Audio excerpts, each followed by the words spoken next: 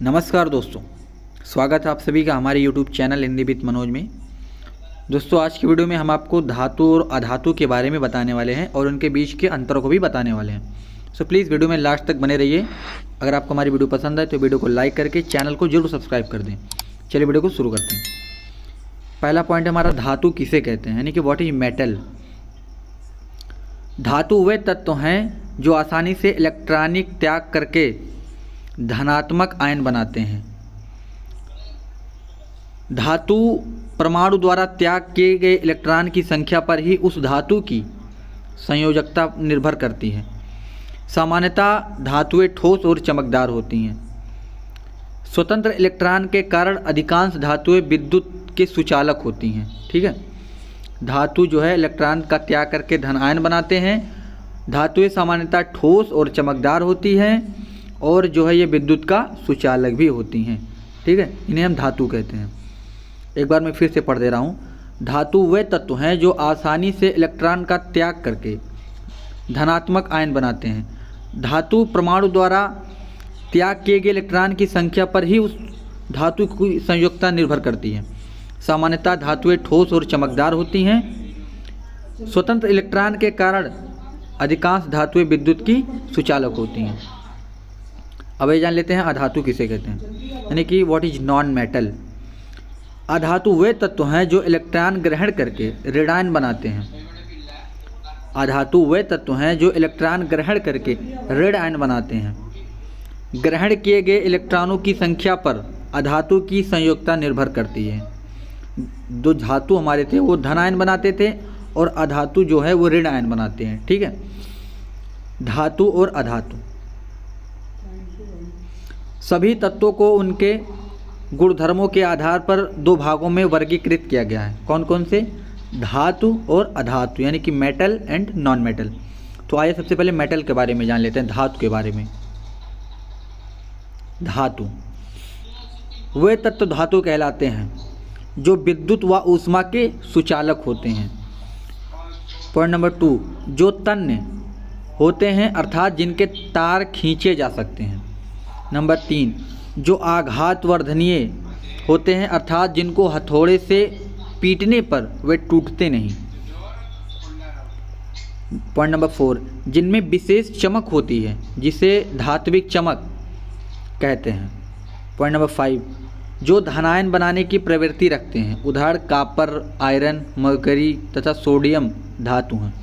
इन सभी तत्वों में उपरोक्त सभी गुण विद्यमान हैं। अब आइए जान लेते हैं अधातु किसे कहते हैं, नॉन मेटल। वे तत्व अधातु कहलाते हैं जो सामान्यतः विद्युत तथा ऊष्मा के कुचालक होते हैं। पॉइंट नंबर 2, जो तन्य नहीं होते। पॉइंट नंबर 3, जो आघात वर्धनीय ना होकर भंगुर होते हैं अर्थात जिनको हथौड़े से पीटने पर वे छोटे छोटे कणों में टूट जाते हैं, जिनमें सामान्यतः कोई विशेष चमक नहीं होती। पॉइंट नंबर 5, जो सामान्यतः ऋण आयन बनाने की प्रवृत्ति रखते हैं। उदाहरण सल्फर, ब्रोमीन, ऑक्सीजन, हाइड्रोजन तथा कार्बन अधातु हैं। अगला हमारा उपधातु। कुछ तत्व ऐसे होते हैं जो धातुओं अधातु दोनों के गुण प्रदर्शित करते हैं। ये तत्व उपधातु कहलाते हैं। उपधातु किसे कहते हैं? कि जो धातु और अधातु दोनों के गुण प्रदर्शित करते हैं। उन तत्वों को हम, उन मेटल को हम अधातु कहते हैं। ठीक है, उदाहरण हो गया आर्सेनिक व एंटीमनी। आर्सेनिक और एंटीमनी जो है उपधातु हैं।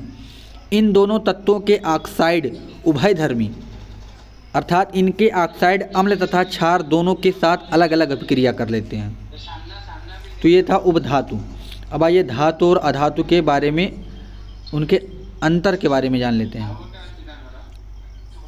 धातु अधिकांश धातुएं ठोस अवस्था में पाई जाती हैं। केवल सीजियम, फ्रांसियम, गैलियम तथा मरकरी द्रव हैं। अधातुएं द्रव की 3 अवस्थाओं अर्थात ठोस, द्रव तथा गैस के रूप में पाई जाती हैं। सामान्यतः धातुएं अपारदर्शी होती हैं। अधातुएं पारदर्शी, अपारदर्शी या पारभासक होती हैं।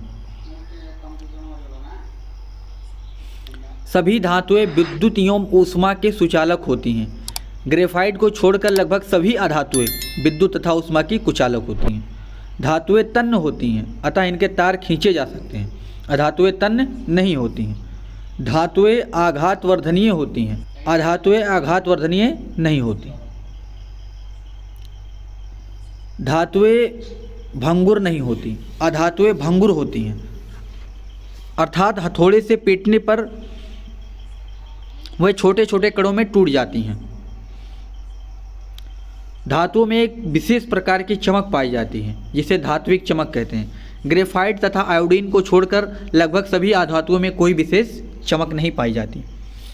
धातुओं के आपस में टकराने पर विशेष ध्वनि प्राप्त होती हैं, अधातुओं के आपस में टकराने पर विशेष ध्वनि प्राप्त नहीं होती हैं। धातुएं धनायन बनाने की प्रवृत्ति रखती हैं तथा धन विद्युतीय तत्व कहलाती हैं। धातुएं ऋणायन बनाने की प्रवृत्ति रखती हैं तथा ऋण विद्युतीय तत्व कहलाती हैं। वैद्युत अपघटन के फलस्वरूप धातुएं ऋणोद पर प्राप्त होती हैं। वैद्युत अपघटन के फलस्वरूप अधातुएं धनोद प्राप्त होती हैं। धातुओं के ऑक्साइड क्षारीय होते हैं, अर्थात जल के साथ क्षार बनाते हैं तथा लिटमस को नीला कर देते हैं। अधातुओं के ऑक्साइड अम्लीय होते हैं, अर्थात जल के साथ अम्ल बनाते हैं तथा नीले लिटमस को लाल कर देते हैं। तो दोस्तों ये था धातु और अधातुओं के बीच में अंतर। आई होप आपको वीडियो ज़रूर पसंद आई होगी। अगर आपको हमारी वीडियो पसंद आई तो प्लीज़ वीडियो को लाइक करें, हमारे चैनल को सब्सक्राइब करें और अपने दोस्तों के साथ भी शेयर करें।